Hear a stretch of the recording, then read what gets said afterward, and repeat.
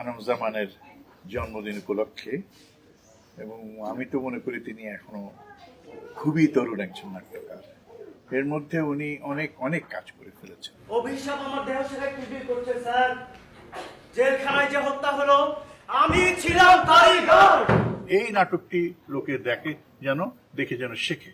এই secret of history দেখলে আমাদের ইতিহাসটা অনেকখানি জানা হবে, অত বই পড়ে জানার দরকার হবে না, কারণ দেখে জানাটা অনেক বেশি মাথায় গেঁথে যায়, কারণ এটা অনেক সুন্দরভাবে উপস্থাপনা আছে। আর ওটা তো পরীক্ষার পড়ার মতো কষ্টের পড়া, এটা তো কষ্টের পড়া না, এটা আনন্দের দেখা এবং জানার জন্য দেখা। কাজে আমি সবাইকে আমন্ত্রণ জানাচ্ছি, কালকের দর্শক, ভবিষ্যতের দর্শক যেন এই নাটকটি দেখে।